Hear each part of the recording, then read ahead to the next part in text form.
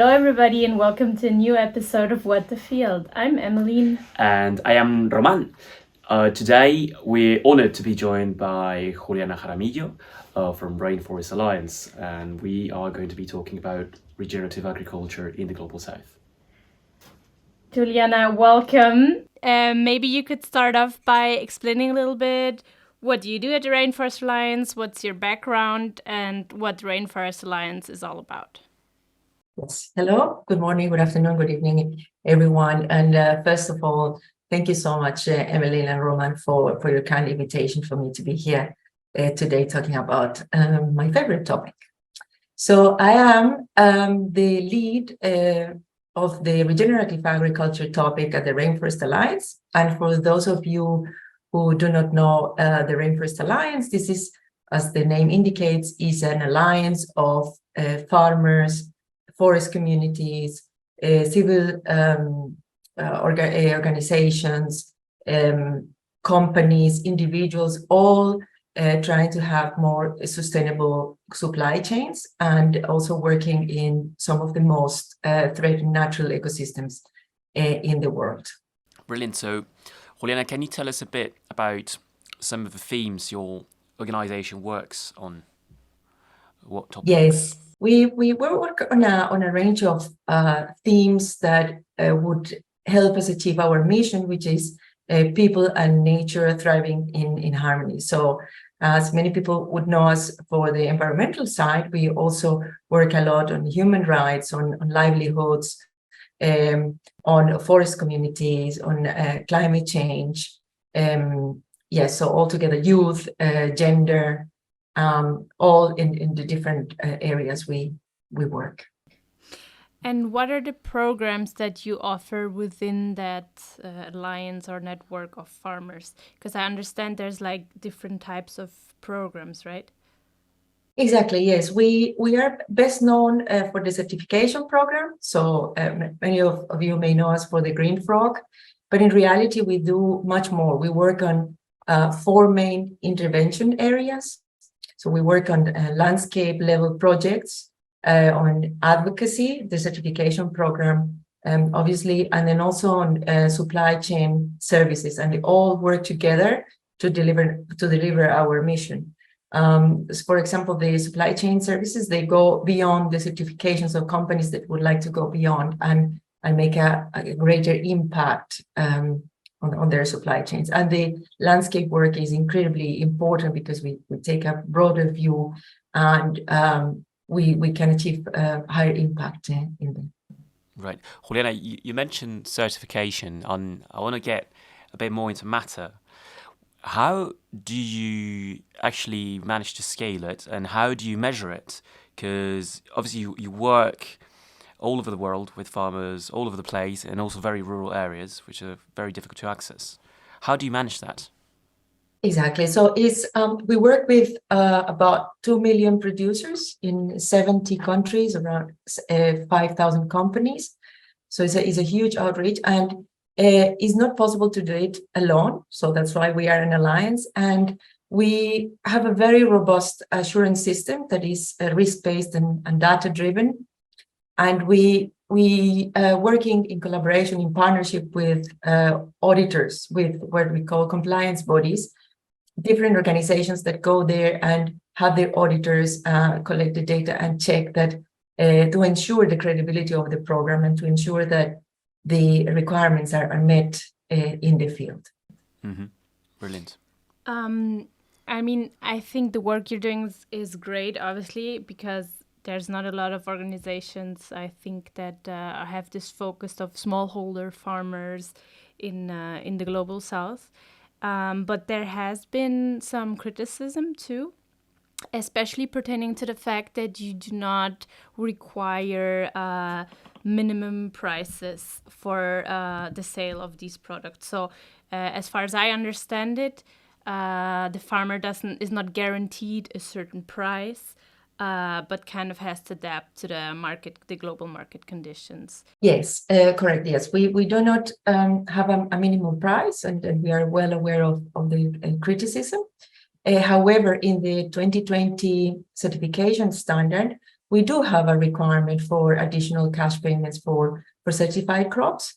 And to explain you a little bit why we do not have a minimum price is because we look at it holistically. You know, a farmer's success, it depends on crop quality, on productivity, and efficiency, as well as the sale price. So we focus on providing tools so that producers can grow their business, become more resilient, get training and management and financial literacy. So strengthening the system so that they are well ready for the market and to produce higher quality, which is independent studies have shown that usually certified producers do produce higher quality product. It's always a hot topic, I think, and we also get that a lot when talking with our farmers. Like, how can you ensure that you're paying a fair price to the farmers for what they're doing? And it's a question we get very, very often. And Juliana, I want to get a bit more into regenerative agriculture and to talk a bit about it. I know you've been working on the matter for many, many years. And I want to ask you a bit about what differences you see in approaches to regenerative agriculture, perhaps in Europe. That is something we at Crowd Farming have discussed before. And what you see is happening with regenerative agriculture in the Global South, for example. Yes, it's a very good question. You know, I think the context is everything in regenerative agriculture. So you need to go first from the base, from where the farmers are based. What is their type of farming system? Are they small, medium, big? And farmers in Europe are like better cushioned. You know, they are a little bit more protected, a bit more. There are rules, there are clear rules, regulations, you know, etc. Producers in the global south are very often kind of left on their own. And this is where most of the support is needed to ensure that they can really make a transition that is not only profitable but fair. Yes.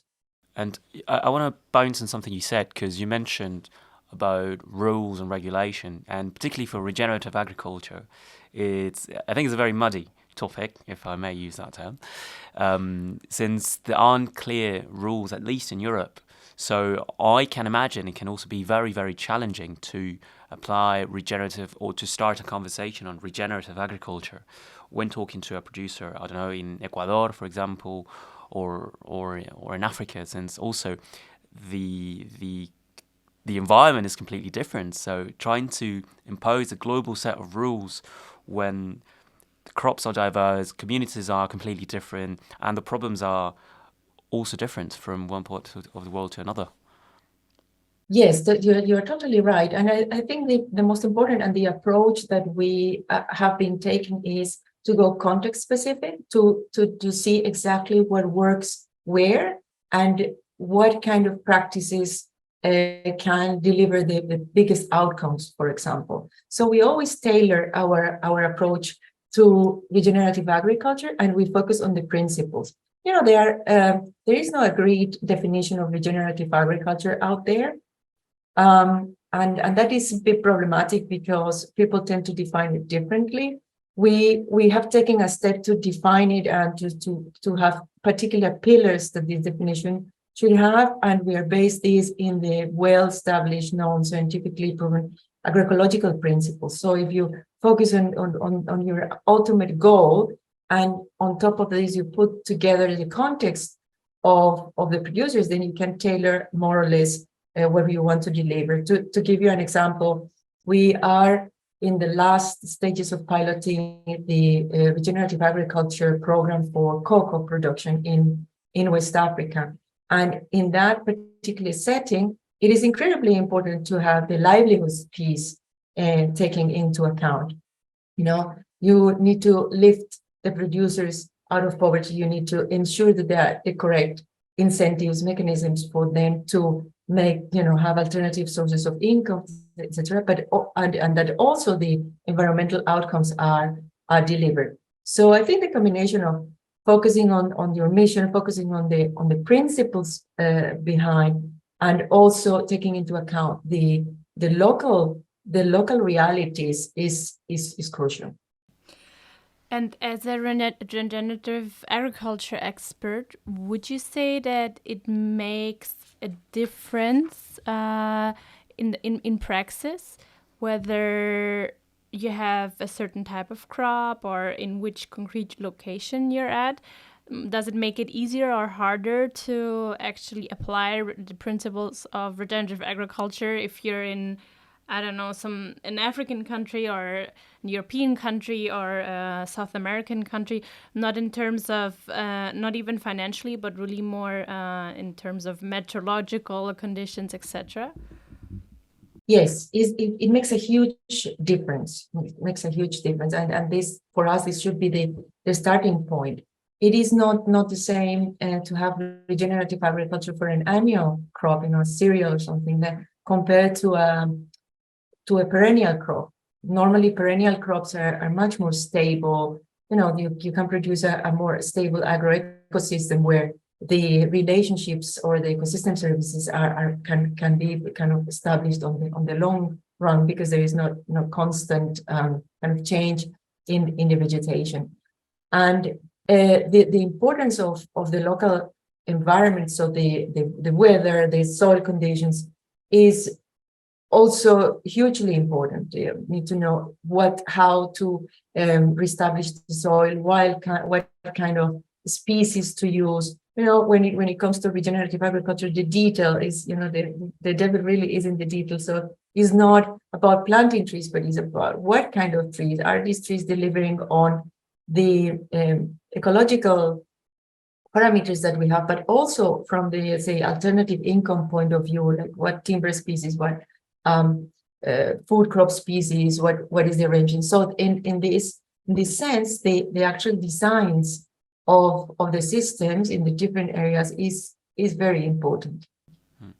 Juliana, you've touched on also something that is a very dear topic to me, which is social impact, and how sometimes, for example, you go with a certification that says, for example, it's organic, but then you don't take into account the social implications of that farming method. And I want to ask you a bit about the relationship between certifications. So organic and regenerative, do you think it goes hand in hand? Is it the one a condition for the latter? So is organic a condition for regenerative? Because to give you the example of kraut farming, we only can work with a regenerative producer starting from the basis that they are organic. Is that the same for you, or do you have a different approach?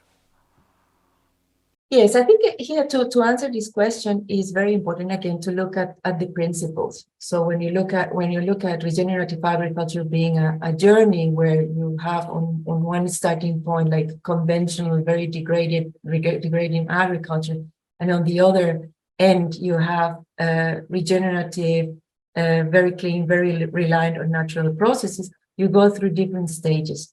And those different stages where they or steps that are published in the scientific literature is what we use to build the program and to build the scorecards that we use to measure regenerative in the field. Because when you are in this process, you go through three stages. One is efficiency, the other one is substitution, and the final one and the one where we want to get to is redesign. So when you take efficiency, for example, it's all about maximizing the productivity in this piece of land so that you don't compromise more of the natural world, for example. And substitution is where we start to see like organic products, So substituting one very polluting input by another one less polluting, and so on. And where we really would like to get is to the complete redesign, where we have systems that, because of their arrangement, because of their diversity of species, or the design itself, that we were the question of Emily a second ago, you get to a point where you establish in such an extent the ecosystem services that you will not need inputs. So meaning you are going to be like organic by default. And that's exactly the point where we want to go with regenerative agriculture. So again, going back to what is the importance of crops, for example, and local context, this plays a role here for us because in the tropics and with the crops we work, it is you have dynamics, for example, in terms of pests and diseases that are really complicated. You don't have periods where they disappear. You don't have winters. You don't have kind of extreme changes that would crash a pest or a disease population, but you have these continuous ideal conditions for a pest, right?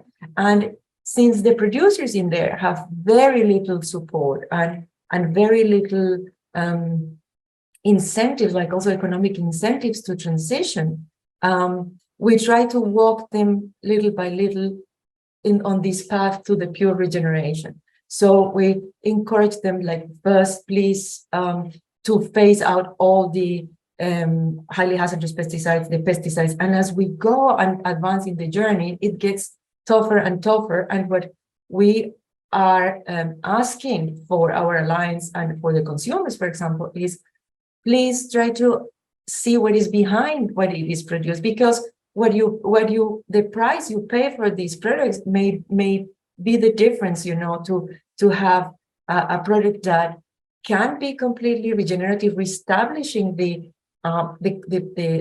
dynamics in the ecosystem to a point where nature itself delivers these services of pest control, of disease control, etc., and you don't need input. And that also plays in the economics. Now, you after some point, you really reduce the costs. So it's like a long-term game, but it really pays off at a long rate. So it's not looking at the kind of the labels, but it's looking about, again, at the outcome and like, how do we want to get there so that we do not need the inputs. So for you, regenerative agriculture ultimately helps us get rid of agrochemicals in the long run. So you would say that by applying regenerative agriculture practices, in the long run, we will no longer need agrochemicals. That's certainly our hope. I think nobody has really tested the hypothesis, but we believe that with the right designs, with the right combination of species, with the right incentives, we could get to a very good point. I mean, we are seeing examples, for example, in Brazil, and we are not talking about half a hectare farms. I'm talking about 400, 500, 600 hectare farms of coffee that have managed to massively reduce the use of pesticides, for example, just by applying, say, conservation biological control. So it's something that if you have the right tools from the knowledge side and from the economic side, I think the chances are very high. And Juliana, I think in your previous answer, you've hit the nail on the head with the implications of what the importance of economics behind what we see. And often as consumers, we go to a supermarket and we see two sets of bananas. The one is maybe €1 more expensive. I say, oh, well, I'm going to go for it. And you don't necessarily see what's going on behind the scenes. What do you think we should be doing to raise awareness about the conditions of farmers or the importance of certification of the work we're doing? I mean, we try to do our little with this initiative, for example, the podcast, which is, by the way, we're super grateful to have you here again. But what do you think consumers should be mindful of? First of all, I think the work you're doing is amazing. I'm totally in love with the work, and this connection is much needed. And I really would love to see it growing and people really getting in touch with it, because what you're doing is it touches the hearts, it goes to, like, do not look at the product in the supermarket that says €1 or €2.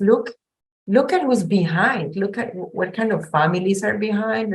They are there are faces, there are histories, there are kids, there are generations, and that's something that's very important, this consumer side and the awareness.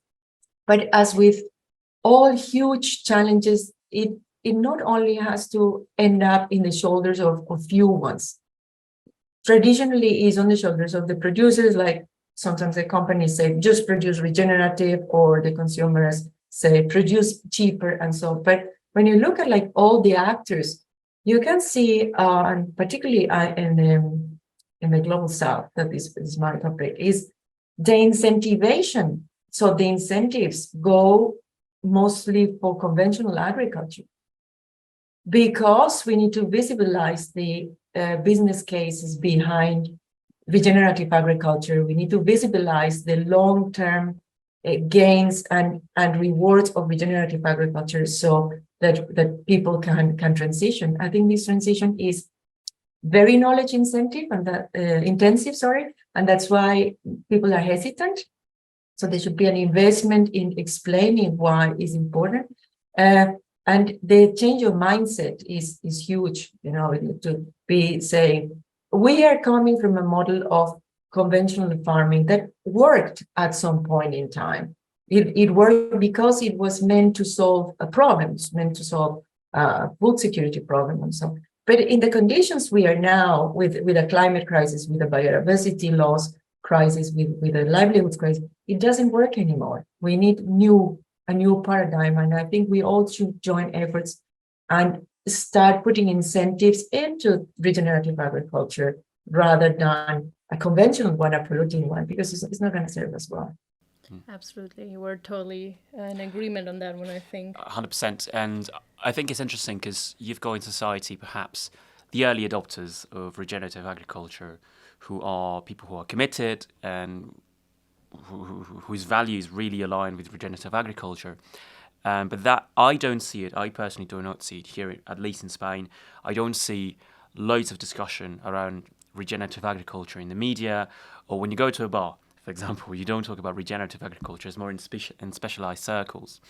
And it seems to me that, well, to my regret as well, that the economic case needs to lead regenerative agriculture to the masses in a way, and I haven't seen it yet. People are fighting for it. We're trying to do our bit, but it's sad that at the end it's an economic matter for big supermarkets or you name it. Exactly. That's going to have to lead it.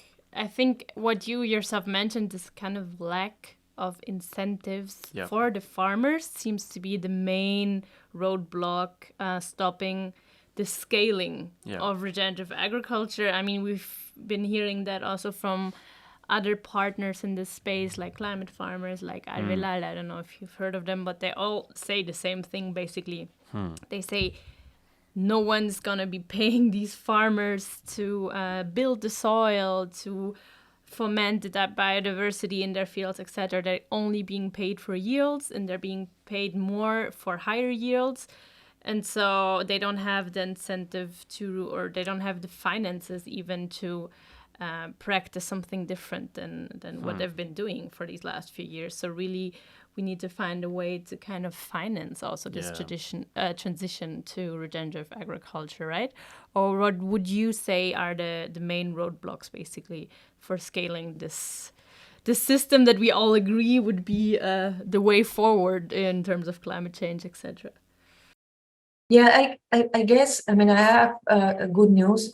We are seeing in the last months, years, really big actors now getting involved on the topic and trying to make a difference. And this I think this is a reason to be hopeful and to think, okay, at least we are talking about it, and there are very powerful donors, etc., that see the importance.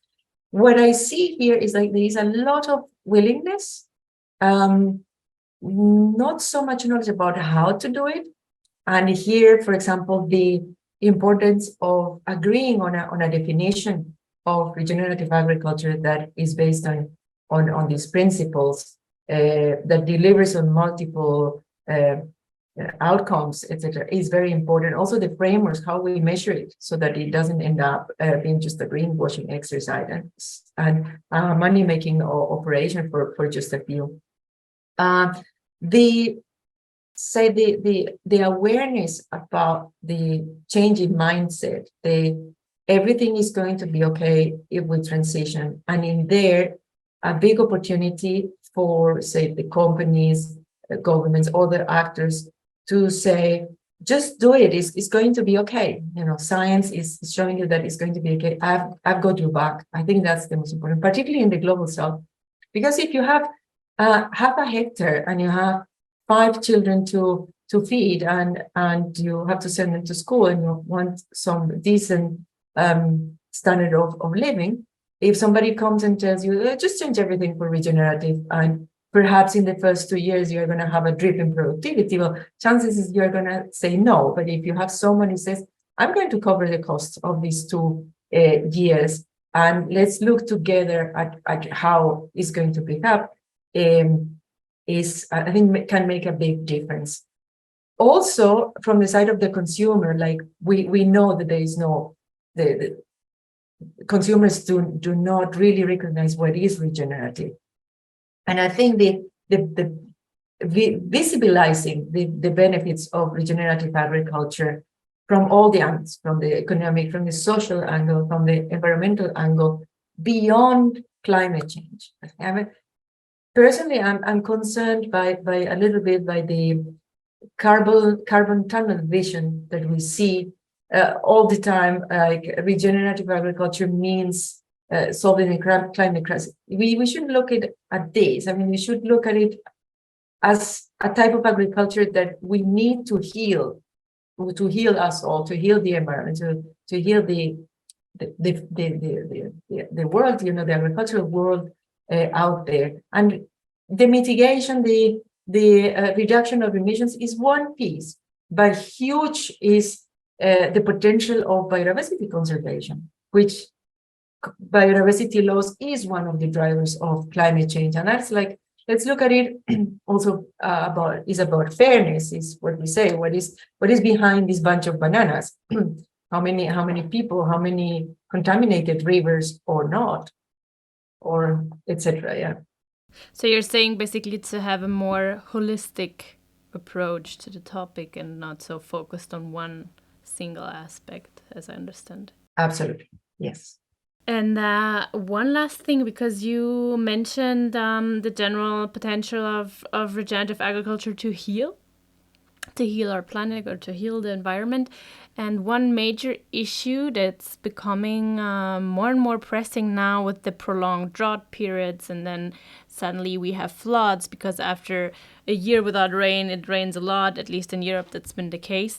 We have the problem that the soils are so depleted that they then cannot really even absorb that water anymore. So we have lots of problems. Our own farmers are experiencing lots of problems due to these the state of the soil and the state of the weather, basically. And so many people believe that through regenerative agriculture, we could reverse the damage to our soils in terms of reverse soil erosion and to a certain degree even desertification. Do you share this opinion? I share. Certainly, soil health is one of the most important aspects of regenerative agriculture, and to me, it's like the base. It's like for a human to have a good and robust immune system. That's how I compare it. If the soil is working, like everything up is working. So regenerative agriculture includes the principles of conservation agriculture. So like cover crops and mulching, and extremely important is the building up the microbiome of the soil. So there's a lot of talk about the microbiome of the soil that ends up being, healthy plants, healthy animals, healthy humans, and so on. That's a huge area that is the key. Like we need to reestablish the life in the soil by allowing them not to be there, to have species that that also bring other ecosystem services. For example, if you have little flowering plants there, you have more pollinators, you have natural pest control, etc., and the roots are improving the soil. So I think soil can make an incredible difference in there. We in the scorecards give us a special topic on soil health, on soil management and conservation, cover cropping, mulching, appropriate use of organic fertilizer or organic composts that come from the farm, so circularity aspects, etc. Because it's the base. Is the base. You have healthier plants that do not get sick, and then you need less inputs, less pesticides, for example, and like this, everything gets healthier. Juliana, we're running out of time, but if there's something on your mind that you'd like to share, you've got your golden minute. So otherwise, happy to wrap up. Yes, no, I think the aspects, I mean, like a key takeaways for me would be try to look beyond the supply chains. Let's try to look at a concerted effort at a landscape level with donors that are willing to fund this transition. The economic incentive is incredibly important for producers to transition. They have the knowledge. There is no one who knows best how to do agriculture than a farmer. So they need just this support. So the social aspect of regenerative agriculture, the consumer awareness, and what is behind the product. And regenerative agriculture will not solve the climate crisis. It can help. Try to look at biodiversity side of it. That's basically. It's really nice to be here, and yeah, it's a pity that we run out of time. Yeah. Thank you so much. We are so grateful to have you here, to having had this discussion. It was fascinating. I personally learned a lot. So thank you for your time. Yes, thank you so much. And thank you also to our audience for being with us for another episode, for taking this little field trip to the world of the Rainforest Alliance and regenerative agriculture in the Global South. And I think maybe also as a message to everybody out there, let's try to not be so focused on our basically Eurocentric perspective and take into the consideration the conditions, the very different conditions in other parts of the world, because I do think that this is lacking sometimes in our discourse, that we're very much in our bubble and kind of almost blinded by our own circumstances, right? Yeah. Oh, thank you so much for your invitation. It has been really a pleasure here. Thank you, Juliana. Thank you, everyone. Bye-bye. Thank you. Bye-bye, everyone.